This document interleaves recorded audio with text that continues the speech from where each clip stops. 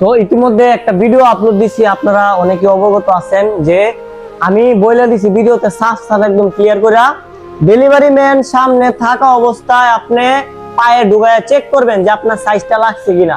Delivery man থাকা অবস্থায় আপনি পুরো জুতাটা ভালো করে দেখা পরীক্ষা করবেন যে জুতাটা ঠিক আছে কিনা।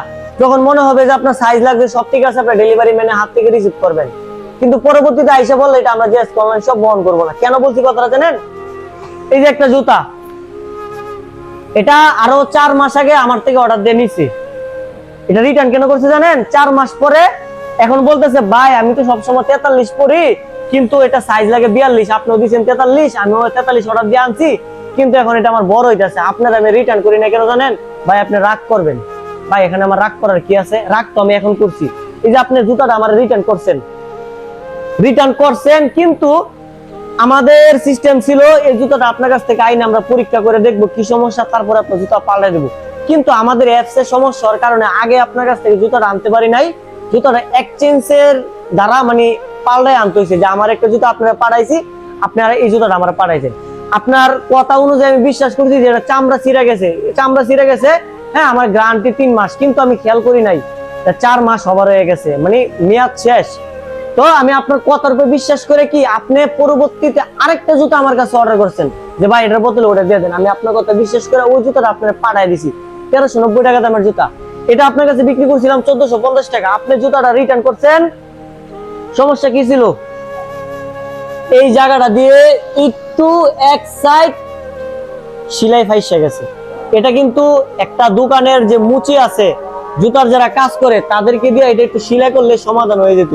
আপনি এসে বলতেছেন ভাই আপনার 42 নাম্বার লাগবে, ওইটা এর লাগে আমি রিটার্ন দিলাম। ভাই 4 মাস পরে আইসা আমারে দিছেন, ভাই রাগ তো আমি এখন করছি। হ্যাঁ, তারপরে ভাই আইসা আমাকে 600 টাকা আমারে পাঠাইছে। ভাই আপনি রাগ করেন না। প্রথম যখন এই জুতাটা পাঠাইছি ডেলিভারি খরচ গেছে আমার 130 টাকা, জুতাটা রিটার্ন আসছে 65 টাকা। আরেকটা জুতা পাঠাইছি 130 টাকা, টোটাল আমার 325 টাকা আমার এখানে খরচ গেছে। আপনি আমার টাকা পাঠাইছেন 275 টাকা দিয়া, পুরান জুতা দিয়া 275 টাকা দিয়ে একটা নতুন জুতা নিছেন। এটা কেউ দিবে না ভাই। আমার গায়ে সহাইলে আল্লাহর গায়ে সহাইবেন, এতটুকু, আর কিচ্ছু বলবো না। আবার আমার বারবার বলছেন যে ভাই রাগ করছেন কিনা। ভাই আপনারা কাস্টমার, আপনাদের সাথে আমরা রাগ করতে পারি না, এতটুকুই।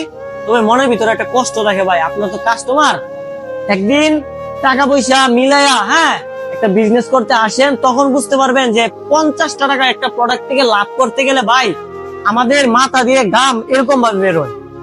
একটা জুতা যখন আমরা তৈরি করতে যাই ভাই, হ্যাঁ, এই জুতাটার পিছনে যে ভাই দিন রাত পরিশ্রম, সময় দিতে হয়। এই জুতাটার পিছনে সময় দিতে হয়, শ্রম দিতে হয়। হ্যাঁ, জুতাটা ঠিকঠাক মতো কারিগর তৈরি করতেছি না, জুতাটা ঠিকঠাক মতো সেলাই করতেছি কিনা, জুতাটা ঠিকঠাক মতো কালার হইতেছে কিনা, চামড়াটা ঠিক দিতেছে কিনা, সোলটা ঠিক মতো হইতেছে কিনা, সবকিছু বারবার গিয়ে চেক দিতে হয়। ভাই আমি জানি একটা জুতা তৈরি করতে কতটা পরিশ্রম, আপনারা ভাই এটা বুঝবেন, আপনারা বলেন আর ইয়া করেন। কিন্তু এখন থেকে যে কোনো জুতা আমার কাছে অর্ডার করবেন, ডেলিভারি ম্যান থাকা অবস্থায় ট্রায়াল দিবেন, ভালো লাগলে রাখবেন, না ভালো লাগলে রাখবেন না। ভাইয়ের প্রতি রাগ হইলে ভাইয়ের আর কিছু করার নাই। ভাই এখন না পাইলে অনেকগুলা কথা আপনাদেরকে বলতেছি, যদি কোনো ভুল ত্রুটি হয়ে থাকে বাইরে ক্ষমা দৃষ্টিতে দেখবেন। আসসালামু আলাইকুম।